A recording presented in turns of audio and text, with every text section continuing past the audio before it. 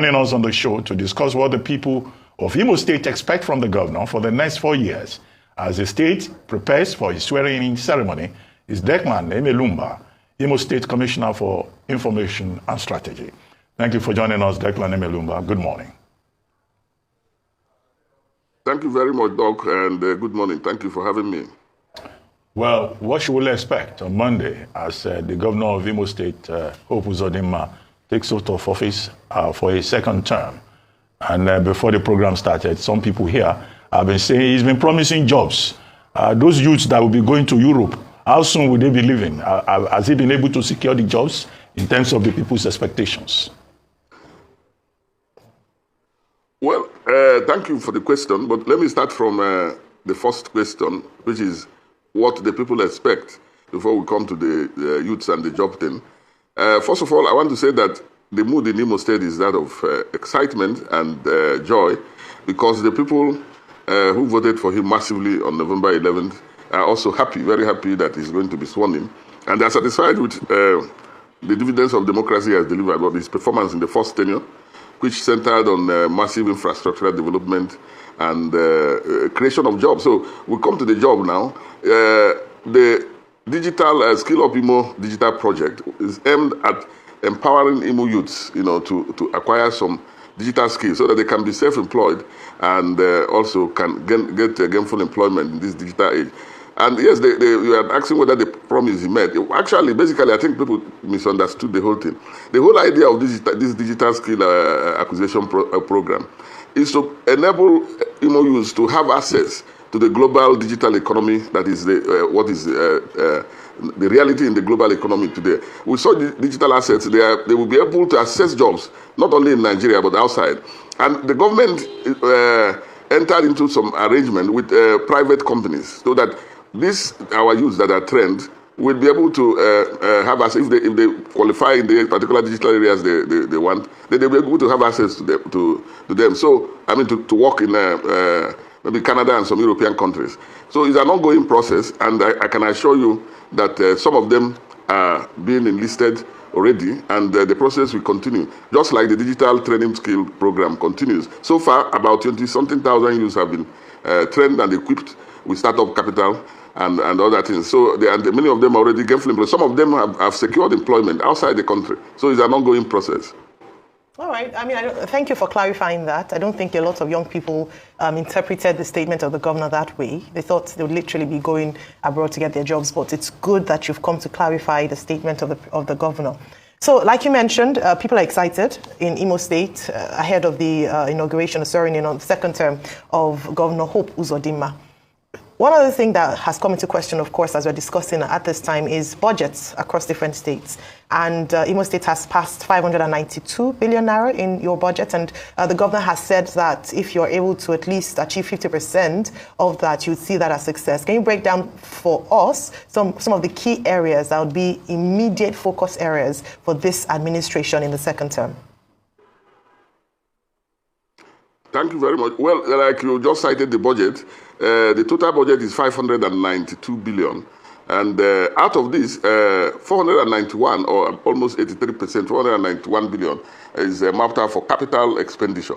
So that will show you that the focus of the governor's second tenure is massive infrastructural expansion.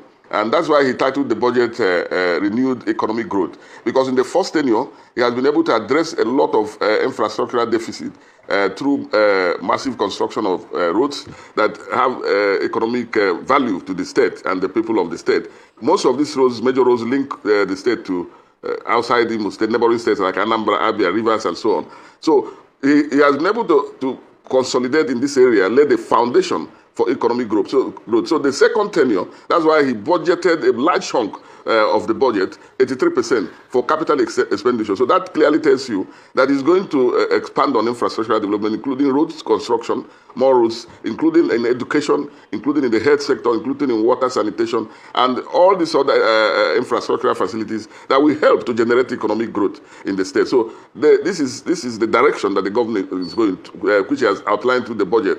In January, on January 1st this year, at Omoma, after the New Year service, while the governor was addressing the people, he said that his second tenure is going to be marked by action and prosperity. So that means a lot of action. This action I interpret to mean massive infrastructural development, which would naturally lead to increased prosperity of the people. So I think that is the general direction of the second tenure as outlined in the 2024 budget. Okay, let's talk about debt. We all know the debt profile of Imo State. A lot of people are looking and say it's quite high. What is this new administration going to do about the debt profile? And secondly, IGR. Despite all the infrastructural projects Imo claims to be doing, we are not seeing a knock-on effect on IGR. Money is not coming in. Foreign investors too not coming in. So what difference is this government going to make? Well, I don't agree with you that you are not seeing improvement on IGR. I think that if you check the record 4 years ago, when we came in and what is the situation today, you would have noticed very marked improvement. Because when we came in, IGR was below $500 million, monthly. Today is clearly over going to $3 billion. And the part of the budgetary provisions, a substantial part of it is going to be funded through the IGR. So I think that we are doing better in terms of IGR, and this has been achieved through automation of the fiscal regime of the government, and which has plugged a lot of loopholes in terms of leakages of in revenue generation, internal revenue generation. So I think we are doing well, and this also has been followed up by transparent management of the economy, which earned this government award, financial grants from World Bank, totaling over $23 million so far, $23 million so far. So I think that generally speaking, there has been a lot of improvement in IGR and fiscal management policy of the government. Foreign investment. Hello? Foreign investment. Imo attracted zero. Yeah. Zero. He didn't make anything in foreign investment as of December last year. Zero. No foreign investment ever came into Imo as of last year. I don't know that foreign attraction of foreign investment is one of the criteria to measure success or failure of any government.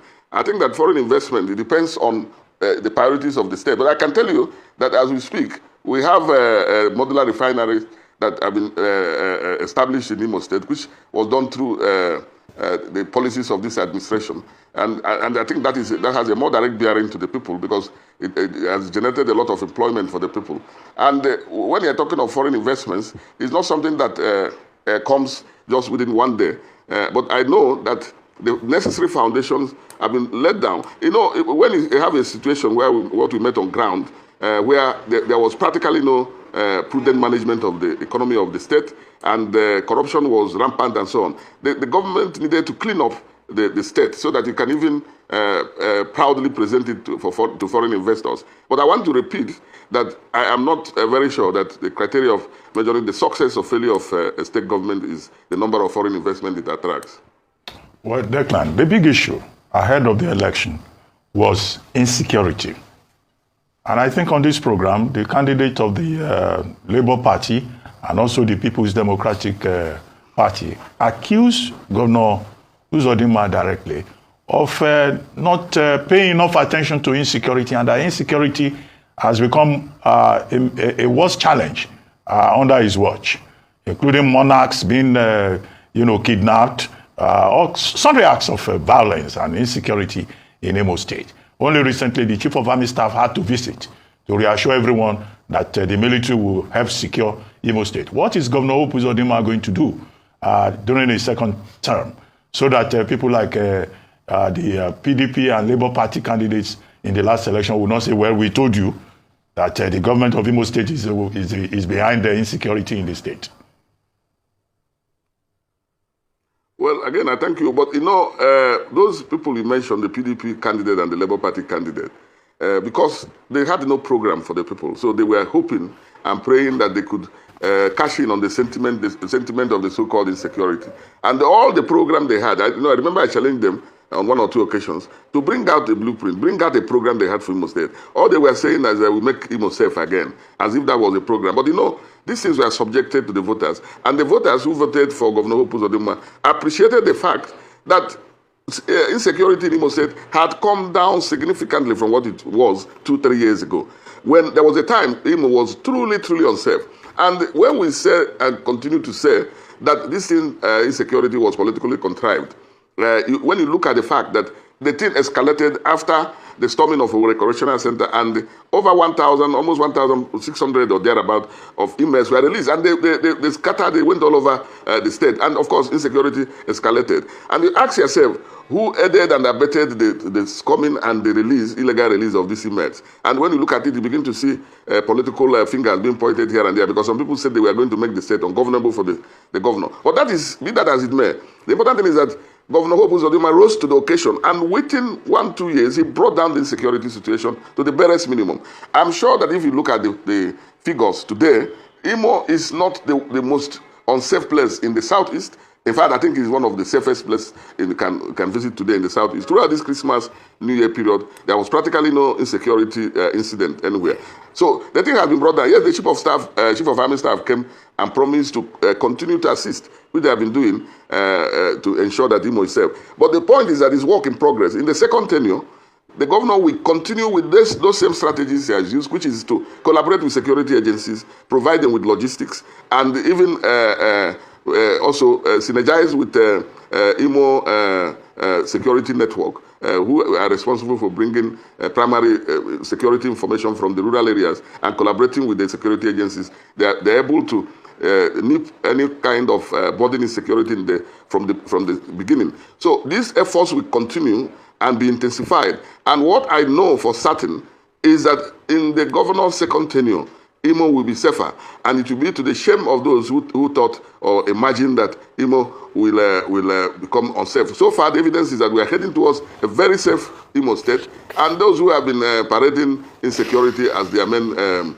agenda or whatever, we discover that is far from the truth, and that Imo will continue to remain safe. We are making progress every day, and Imo is getting increasingly safer and safer. And in the second tenure, it will be very, very safe to a very, very large extent. Remember, no society is absolutely free of any form of insecurity. So it's in relative terms that we are talking.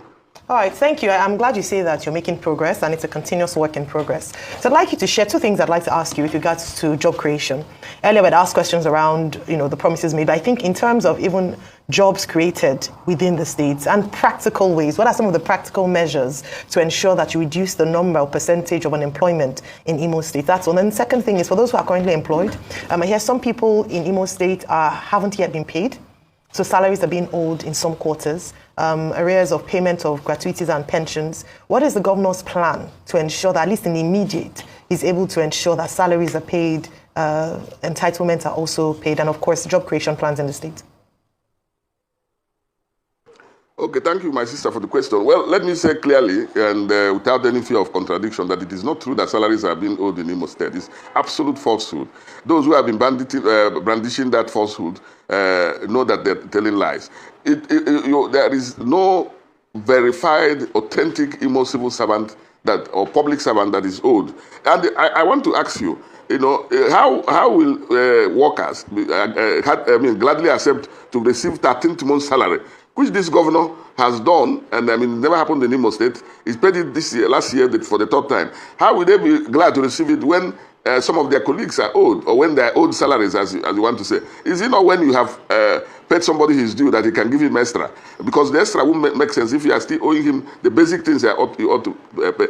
We said this, I think a lot of people got confused maybe from some of this false information that I don't want to mention names who have been banding it, which they wanted to use to ferment trouble, labor crisis in the state. But the truth of the matter is that if you also, all these workers have industrial unions, they have leaders, and the leaders have repeatedly said none of our members is owed salary. The chairman of Imo State National Union of Pensioners, for instance, has come out time without number, say no pensioner that I know of is owed pension. So I don't know why it is difficult for people to believe or to listen to those who should know better, instead of listening to those who have ulterior motives or canvassing what they are canvassing. And in terms of gratuity, the government has never said it has paid gratuity. In fact, this gratuity, you must know, is a backlog of several regimes before this government. But the governor has promised to address it.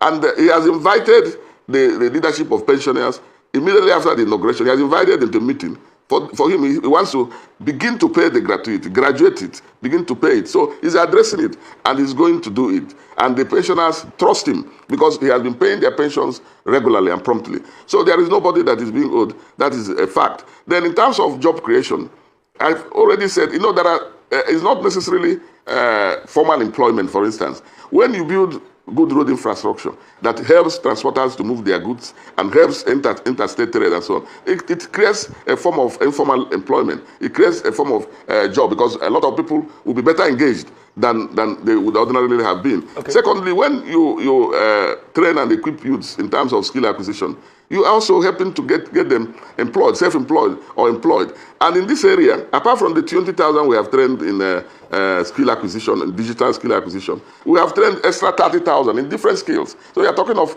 close to a total of 50,000 youths who have been empowered to be self-employed. The government is employing some teachers very soon, for instance, not less than 3,000 teachers or more. So, and then in the civil service, some other employment opportunities are being created. But the most important thing is that the government is conscious of creating the enabling environment, providing good roads, providing potable water, providing other facilities to enable investors to invest in the state. And they're investing and creating jobs. Mr. Emelumba, real quickly, as we go, let's talk about the inauguration, preparations. How much will this inauguration cost the taxpayers in Imo State? How much is this going to cost? And why is it that it's only your state that is not attracting foreign investment as an oil-producing state? Others, Anambra and the like, in the last 4 years, your state is not attracting foreign investment. But talk about the preparation for the inauguration and how much is it going to cost taxpayers? And the last question as we wrap up, sir.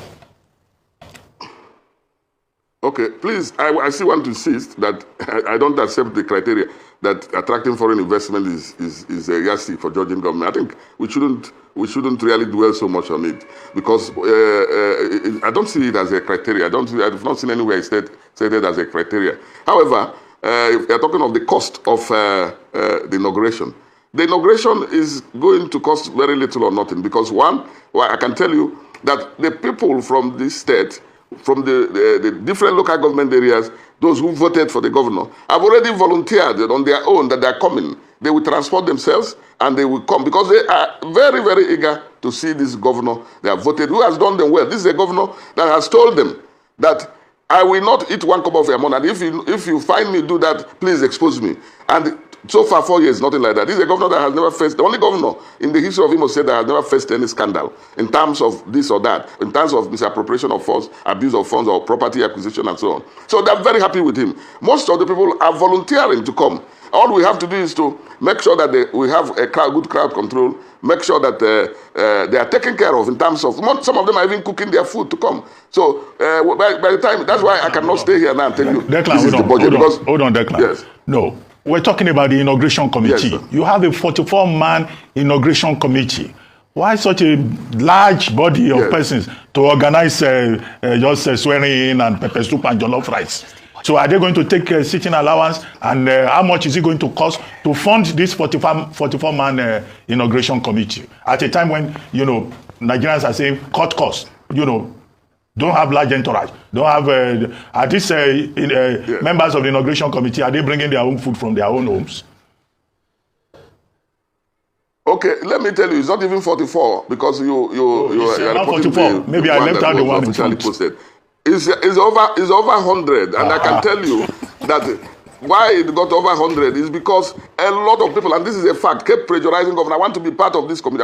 So he kept adding names. And this is a pan-Imo committee that cuts across party lines. There is nobody taking 1 naira as sitting allowance. If we go to meetings, if you want to drink Coke, you go and buy it and drink. No kobo is being spent on any member, and the members are happy to be identified and to be able to be of use to the inauguration of the governor. So there's no sitting allowance, there is no cost. The only cost we will even have in terms of this inauguration will be cost to people like your organization to place advertisement and let people know that we are doing this thing and they're invited, and those other that sundry costs. So in terms of cost, and that is a fact. If you come to Imo on Monday, and you are invited, by the way, if you come to Imo on Monday, you will see, when you see the enthusiastic outpouring from the people, the real people of Imo State, from the grassroots, from the villages, we know that these people could not have been doing this thing for any form of pecuniary consideration. So it is something coming from their heart, and they're happy to identify, and they're happy even to bear the cost. That is the right. truth of the matter. That would definitely be record-breaking in Nigeria, and Arise News will certainly be there to witness